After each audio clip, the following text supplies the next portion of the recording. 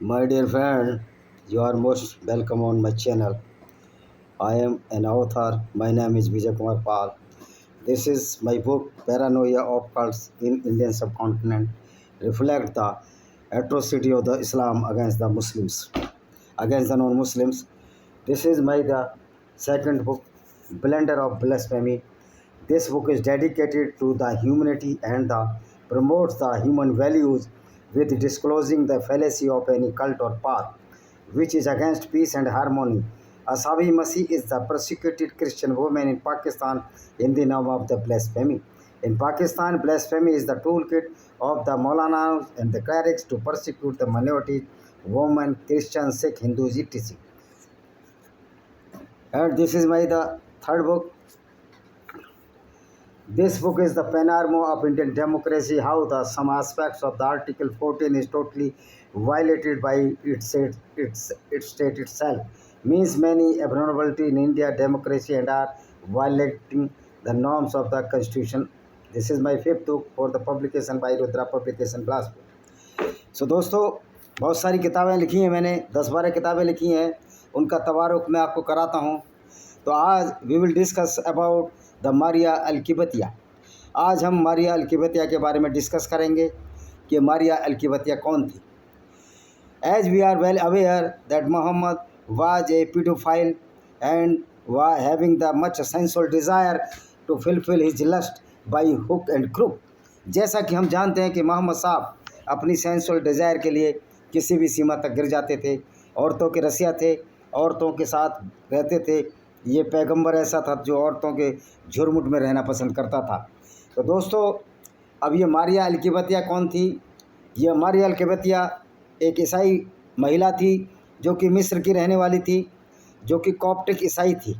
Coptic आप देखेंगे आज भी कॉप्टिक जो एंसेंट जो क्रिश्चियन कम्युनिटी है कॉप्टिक है, और कॉप्टिक उनकी अपनी लैंग्वेज भी है। आप सर्च मारेंगे तो कॉप्टिक लैंग्वेज आपको मिल जाएगी। तो एक मिस्र की महिला थी, लड़की थी, जो उनकी बहन सरीन के साथ 628 में इस्लामिक पैगंबर को अलेक्जेंड्रिया के एक ईसाई गवर्नर जिसका नाम अल मकूकस था उपहार के रूप में भेजी गई थी, क्योंकि मोहम्मद ने कहा या तो मुझे औरतें भेंट करो, नहीं तो इस्लाम फैलाओ, नहीं तो मैं अटैक करने आ जाऊंगा। और अल मुकवस डर गया मोहम्मद की क्रूरल्टी से को देखकर, मोहम्मद के अत्याचारों को देखकर।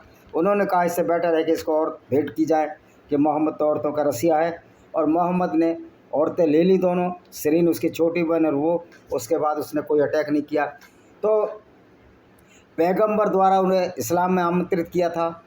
अब पैगंबर आमंत्रित नहीं करता था। आप जानते हो इस्लाम की तबलीगी क्या होती है, वो सीधा कत्ल करने की बात करते हैं।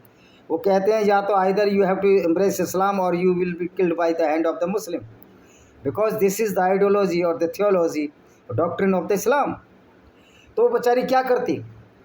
गलती तो अल-मकूकस की भी थी, जिसने अपनी जान बचाने के लिए एक नन्ही जान उसकी छोटी बहन के साथ ऐसे क्रूर अत्याचारी के पास कह दी जो अपने को पैगंबर कहता था। और उसकी बहन गुलाम थी, और गुलाम भी किसने बनाया था? मोहम्मद ने उनको गुलाम बनाया था। पैगंबर द्वारा उन्हें इस्लाम में आमंत्रित किया। अब इसको क्या पैगंबर कहूँ? इस पे जितनी पनौती और लानत इस पैगंबर को उतनी मानवता की भलाई होगी। उसने अपने आप को इस्लाम में आमंत्रित करने के जवाब में मारिया और सरीन सद्भावना के उपहार के रूप में पैगंबर को पेश किया। पहली बात तो यह है कि अल-मुकौकस ने कहा कि मैं इस्लाम में नहीं आऊँगा, ये लड़कियां ले लो, लड़कियां भेज दी। तो वो भी आदमी गंदा था जिसने नन्ही सी फूल जैसी बेटियों को ऐसे क्रूर और अत्याचारी के हाथों भेज दिया। और ये तो था रसिया। मोहम्मद साहब को तो औरतें चाहिए थी, औरतों के बीच में रहना पसंद करते थे, और औरतों को नरकवासी भी बोलते थे, औरतों को आधी बुद्धि का भी बोलते थे। ये तो मुस्लिम औरतों को समझना चाहिए कि तुम्हारा पैगंबर तुमको आधी बुद्धि का बोलता है, और उसके लिए तुम अल्लाह अकबर के नारे लगा रही थी। कर्नाटक में मुस्लिम औरत जो लड़की थी, जो बुर्का पहन कर आई थी। तो इनका तो ब्रेन वॉश हो चुका है, इनकी तो ज़िंदगियां ख़राब हो चुकी हैं इस्लाम की वजह से।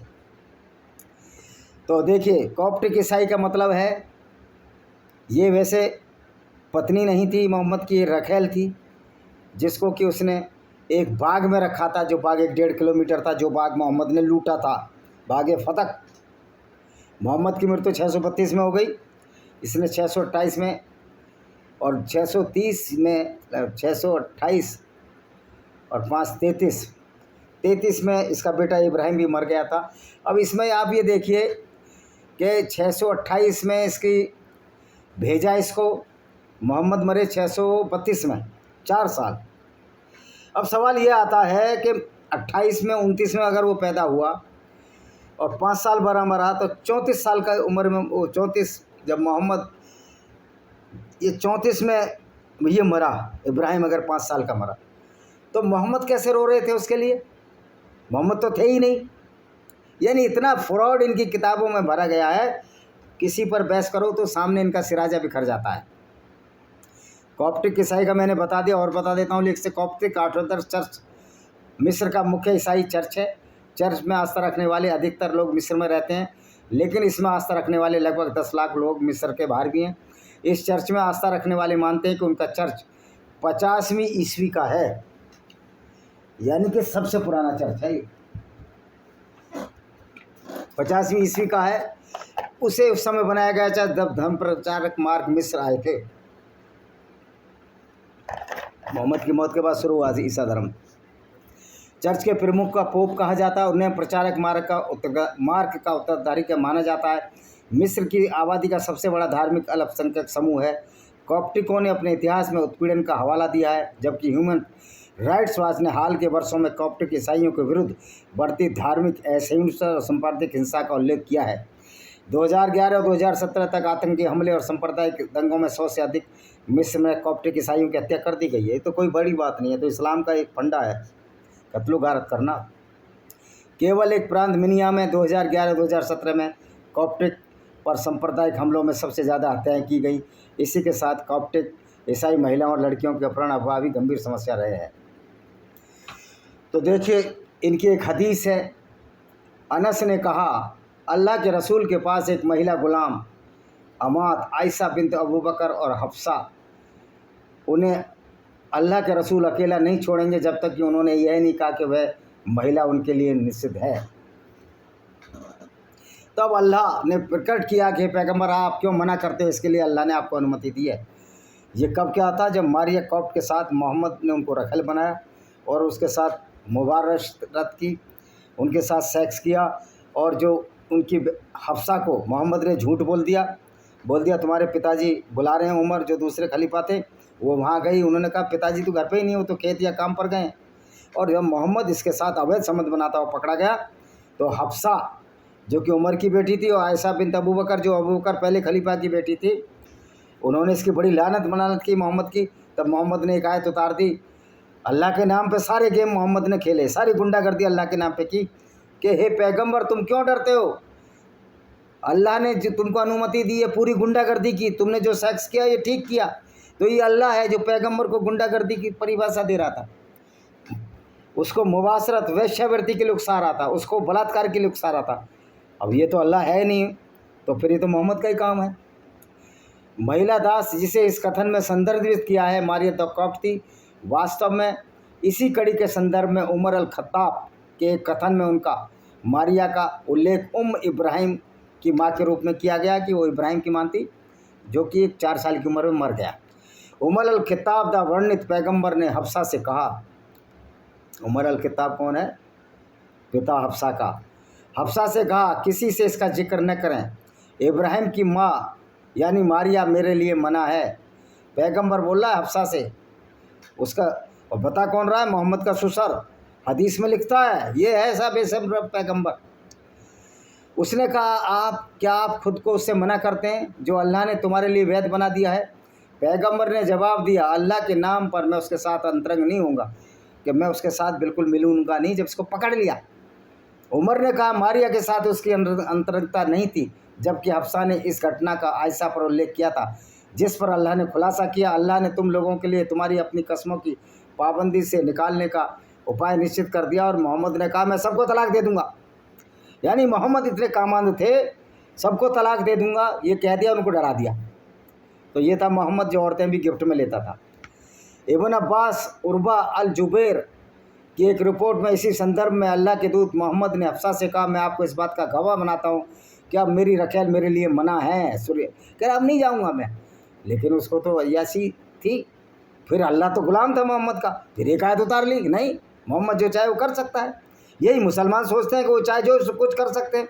ये गुंडागर्दी अल्लाह की अब चलने नहीं दी जाएगी। जो अल्लाह के नाम पर तो जो गुंडागर्दी है, अब इसको नहीं चलने दिया जाएगा। लोग जागरूक हो रहे हैं। अच्छा, एक अन्य तथ्य कहता है कि मूल रूप से पत्नी थी और पैगंबर के बेटे के जन्म के उल्लेख उसकी माँ इब्राहिम की माँ का स्वतंत्रता का कारण था। अगर वह पत्नी होती तो बात नहीं होती। पहली बात तो यह है कि मोहम्मद तो 632 में मर गया, 629 में इब्राहिम पैदा हुआ, और अगर ये पत्नी थी तो फिर औरतें जो उसकी मोहम्मद की पत्नियां थीं वो इससे क्यों नाराज़ थीं? ये वो पत्नी थी, रखेल थी। ये सही हदीसों में तो ये लिखा है कि उसका रखेल थी, क्योंकि मोहम्मद की जितनी भी पत्नियां थीं वो वहीं रहती थी जहाँ मोहम्मद रहता था। मक्का में एक एक कमरा सबको दिया गया था, मदीना में मस्जिद के अंदर कैंपस में, लेकिन उसका घर मदीना की मस्जिद के निकटता में भी नहीं था, वो तो 2.5 किलोमीटर दूर था। पैगंबर की, देखिए ये क्या कहता है, पैगंबर की पत्नियों के घर एक दूसरे से सटे हुए मदीना में उनकी मस्जिद के पास थे। इब्न सैद ने अब्दुल्ला यजीद अल हुदली की गवाही दर्ज की है कि उन्होंने उमर अब्दुल अजीज़ मदीना के गवर्नर के तहत 88,707 में मस्जिद के विस्तार के लिए ध्वस्त किए जाने के घरों की संख्या 9 बताई है। उसका पेज नंबर है 28,707। इसी तरह इमरान अबी अनस ने पैगंबर की पत्नियों के घरों के अपने विवरण में उल्लेख किया, ये कुल मिलाकर 9 थे। इसके विपरीत मारिया को मदीना के आलिया इलाके में एक बाग में स्थायी रूप से निवास करने के लिए रखा गया। पैगंबर की मस्जिद से लगभग 3 किलोमीटर दूर इस जगह का नाम बाद में इब्राहिम रखा गया। वो बाग क्या था? लूट का बाग था। मोहम्मद लुटेरा था, बाग भी लूट का था। यह एक सबूत है कि मारिया, हालांकि पैगंबर के बेटे के जन्म देने के बाद उसने पैगंबर से विशेष दर्जा हासिल किया, लेकिन वे औपचारिक रूप से पैगंबर की पत्नी नहीं बन सकी। रखेल थी भाई, कहाँ चक्कर में पड़े हुए हो तुम लोग। पैगंबर की पत्नी के रूप में याद नहीं किया जा सकता, हालांकि वह पहली थी जिनके बाद ही मृत्यु हो गई। अल्लाह के दूत यानी मोहम्मद की सारे कुकर्म करने के बाद 632 में इसकी मौत हुई। वह मारिया 637 में पैगंबर की पत्नियों से पहले जो पत्नियां थी पैगंबर के बाद बच गईं, उसे पैगंबर की पत्नियों में पहली पत्नी के रूप में याद नहीं किया गया, क्यों? पत्नी थी नहीं, तो रखेल थी। यह तथ्य अप्रत्यक्ष लग सकता है, लेकिन तथ्य महत्वपूर्ण है। इस संबंध में पैगंबर ने अपनी पत्नियों को जवाब दिया है। हदीस ये स्थापित करती है कि पैगंबर की पत्नियों को मारिया और पैगंबर के बीच विवाह का कोई ज्ञान नहीं था, विवाह ही नहीं हुआ था। उन तर्कों की आलोचना जो कहते हैं वह पैगंबर की पत्नी थी, पैगंबर ने उससे शादी की। मुसाब अब्दुल्ला का क्या कथन है? अबू बकर मोहम्मद अहमद बलेवा, मुझसे संबंधित इब्राहिम इसाक अल हरबी, हमसे संबंधित मुसाब अब्दुल्ला अल जुबैरी हमसे संबंधित है। उन्होंने कहा, इसके बाद अल्लाह के दूत ने मारिया से शादी की। अल्लाह के दूत को अलेक्जेंड्रिया के एक ईसाई गवर्नर अल मुकाविस तारावार के रूप में भेजी गई थी। सबसे पहले मुसाब का जन्म 156 हिजरी या 773 में हुआ था, इसलिए उसकी रिपोर्ट मुदाल है, यानी कम से कम 2 लिंक लापता हैं। मुदाल का मतलब है लिंक लापता है। 773, 632 कितने दिन का? तो कम से कम बीच में 2 पीढ़ियों का तो मुदाल है। इसके अलावा जबकि मुसाब के भतीजे जुबैर अल बकर जो 870 के प्रतिपादन में मुसाब की रिपोर्ट के विरुद्ध विवाह का कोई उल्लेख नहीं है। जुबैर अल बकर हमें रिपोर्ट के रूप में देता है, मेरे चाचा जो मुझसे संबंधित है, खुद बोल रहा भतीजा ने कहा कि अलेक्जेंड्रिया के प्रमुख मुकाविस ने अल्लाह, मकुकस भी बोलते हैं इसको, क्रिश्चियन गवर्नर था ये, कॉप्टिक ईसाई था ये भी, जो कि मारिया भी थी। अल्लाह के दूत मारिया समून दिकाफ, उसकी बहन सरीन और इबुच नाम के एक हिजड़े को उपहार के रूप में भेजा, और एक घोड़ा भी आया था दुलदुल। अल्लाह के दूत अपने लिए मारिया समून को ले गए और पैगंबर के बेटे इब्राहिम की मालती, जबकि सरीन को हसन थाबिट जो एक कवि था उसको उपहार में दिया, और उसने उससे शादी की नहीं की हमें नहीं पता, लेकिन उसको भी रखेल बना लिया गया। इसके विरुद्ध सूरह अल तहरीम सलोक 2 के संदर्भ को स्वीकार करते हुए सुरियाती विद्वानों ने हफ्सा के घर में मारिया की घटना को उल्लेख किया, और ऐसा करते हुए उन्होंने मारिया को एक रखेल महिला दास के रूप में संदर्भित किया। तो अब ये देखिए ये किस तरह की औरत थी।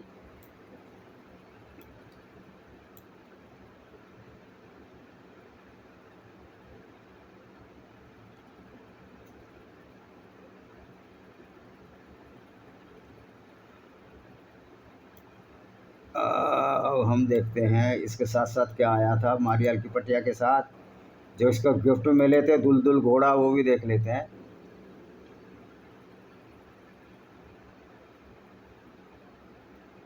और रेडिट बताएगा इसको। ये क्या है, मुल्ले जो है पैगंबर की इतनी बदनामी हो चुकी है, वो उसकी हरकतों को छुपाने की कोशिश करते हैं। अब बताओ 17-18 साल की लड़की से तुम शादी कर रहे हो, तुम्हारे पैर कबर में लटक रहे हैं, 28 में 32 में तुम मर गए, वो जहर दे दिया, जैसे मरे तो सही ना।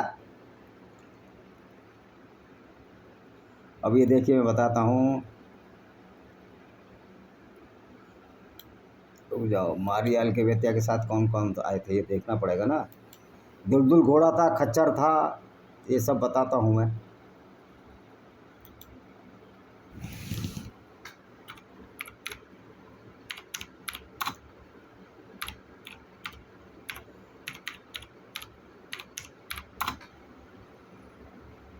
मारियल की बतिया ये है।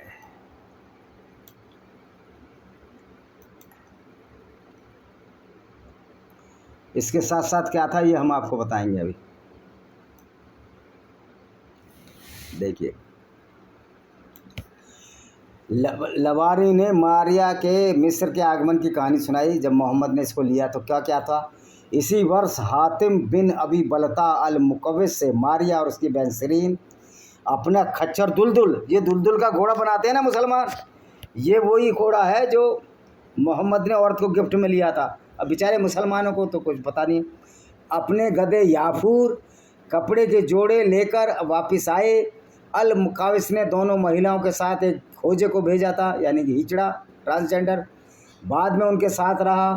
हातिब ने उनके साथ आने से पहले उन्हें मुसलमान बनने के लिए आमंत्रित किया और मारिया और उसकी बहन ने ऐसा किया। ईश्वर के रसूल, शांति और अल्लाह का आशीर्वाद उन पर हो, मैं कहता हूँ उस पर अशांति और लानत हो, ने उन्हें सुलयम बिन मिल्हान के साथ ठहराया। मारिया सुंदर थी। पैगंबर ने उसकी बहन सिरीन को हसन बिन ताबित के पास भेजा। उसने अब्द अल रहमान बिन हसन को जन्म दिया। इब्राहिम की मृत्यु पर मोहम्मद रो पड़े थे। कब रोए थे सुनिए। इब्न कथीर, जो कि बहुत बड़ा विज्ञान वो है, ऑथेंटिक है, सिरे में कहा है, सीरत रसूलुल्लाह जीवनी लिखी है इसने, क्या कहा सुनिए। कहा जाता है कि मारिया अल किबतिया, अल्लाह उनसे प्रसन्न हो, ने पैगंबर की शांति आशीर्वाद उन पर वो शादी की, जबकि शादी नहीं हुई थी। निश्चित रूप से सभी ने अपने पैगंबर की पत्नियों के समान सम्मान की उपाधि दी। उम्मन अल मोमिन, विश्वासियों की माई। अपने मुंह पर कुछ भी बोल लो यार, तुम तो लुटेरे पैगंबर को भी दयावान बताते हो, तुम तो ऐसे अल्लाह को भी दयावान बताते हो जो कत्ल कराता फिरता था तुक्का।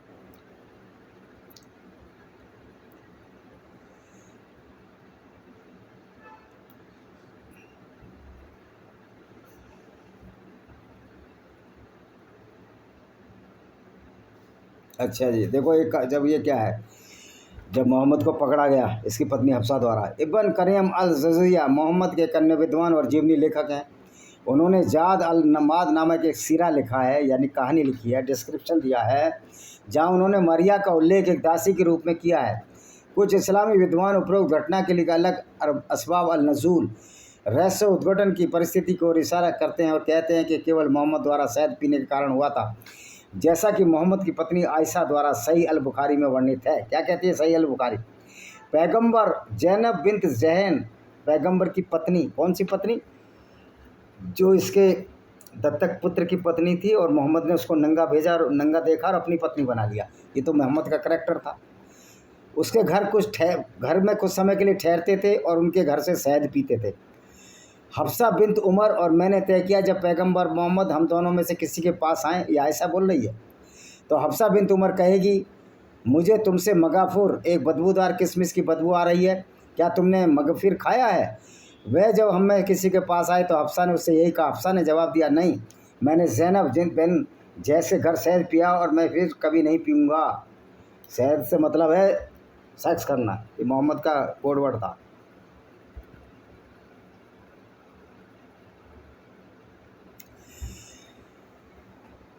रेहाना बिन जैद की तरह इतिहासकारों और दीवानों के बीच इस बात पर बहस है क्या मारिया कभी मोहम्मद की पत्नी बनी या वो पत्नी बनी रही। ये संकेत है वो पत्नी थी। जब उन्होंने मोहम्मद को अपने बेटे को जन्म दिया, उन्हें आज़ाद कर दिया, तो रखेल से पैदा हुआ ना। इस बात के भी पुख्ता सबूत हैं कि पैगंबर की मस्जिद के आसपास उसके रहने के लिए कोई जगह नहीं थी।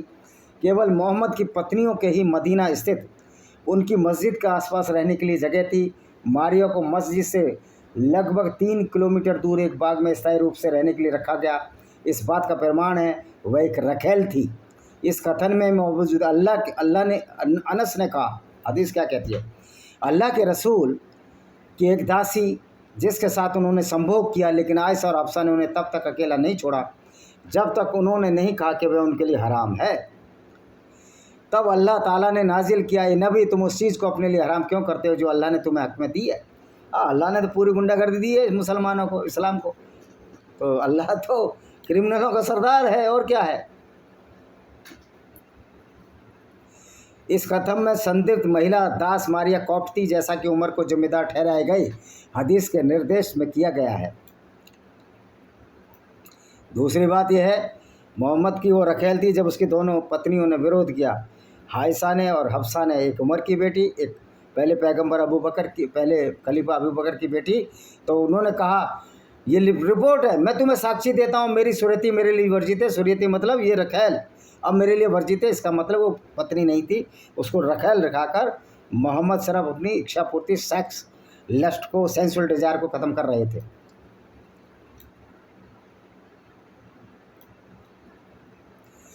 अल तबारी में मारिया को मोहम्मद की पत्नियों में से एक और उसकी दासी दोनों के रूप में सूचीबद्ध किया है। संभवतः पत्नी का उपयोग उस व्यक्ति के अर्थ में किया गया है जिससे के साथ मोहम्मद सोए थे और उनके बच्चे की माँ थी। मारिया तकौब को रसूल अल्लाह के सामने पेश किया गया, जो उन्हें अलेक्जेंड्रिया के शासक अल-मुक़ौक़िस द्वारा दिया गया था। उससे रसूल अल्लाह ने बेटे इब्राहिम को जन्म दिया। ये रसूल अल्लाह की पत्नियां थीं, लेकिन आज़ाद क्यों किया गया, यानी वो पत्नी थी।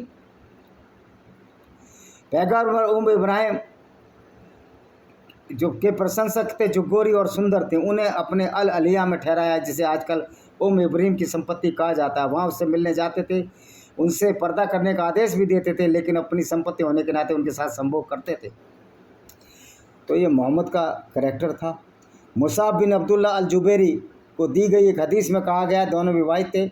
हालांकि मुसाब के भतीजे जुबैर अल बकर द्वारा अपने चाचा का विरोध किया गया, और हदीस का एक और अनुवाद कहा कि शादी का कोई उल्लेख नहीं करता।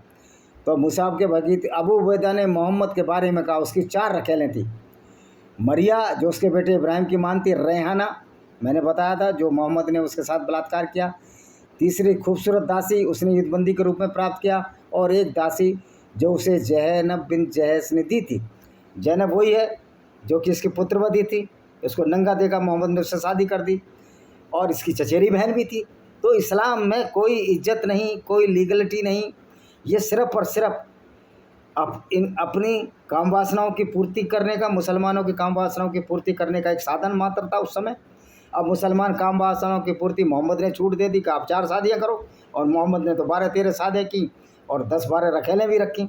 तो ये सिर्फ इस्लाम उस समय लोगों की धन दौलत लूटने के उद्देश्य से बनाया गया, औरतों से सेक्स डिजायर कम करने, एक तरह से पूरा बड़ा चकला घर इस इस्लाम ने खोला है। वैश्यावृत्ति का अगर कोई सबसे बड़ा पाबंद है और सबसे बड़ा जो सैतून है, यानी जो स्तंभ है, वो है इस्लाम, जो गुंडागर्दी, वेश्यावृत्ति, बलात्कार, कत्ल गारत से भरा पड़ा है और इसको प्रश्रय देता है। अब फिर भी लोग ना जाने, इनकी किताबों से ही बता रहा हूँ, तो हमसे बड़ा कोई मूर्ख नहीं है। और जो सोते हुए भी जागते हुए भी सोने का अगर आप वो कर रहे हैं, तसव्वुर ले रहे हैं कि मैं जाग नहीं रहा, मैं सो रहा हूँ, तो आपसे बड़ा कोई मूर्ख नहीं। और ऐसे लोगों की नस्लें आगे आकर बर्बाद हो चुकी हैं। जैसा कि आप हिंदुस्तान में हिंदुओं की बेवकूफ़ी की वजह से, भले ही बौद्ध बन जाओ, तुम जैन बन जाओ, हिंदुओं से नफरत है, ब्राह्मणों से नफरत है, तुम्हारी भी वही दुर्गति होगी इस्लाम द्वारा, जो कि जैसा कि इस्लाम हिंदुओं के साथ की, क्योंकि इस्लाम तो दूसरों की दुर्गति करने के लिए पैदा हुआ है। आशा है कि वीडियो पसंद आएगा। वीडियो को शेयर करें, चैनल को सब्सक्राइब करें, बेल आइकन दबाएं, ताकि आने वाले दिनों में ये आपको नोटिफिकेशन मिल सके। वंदे मातरम, जय हिंद, आपका रिजू।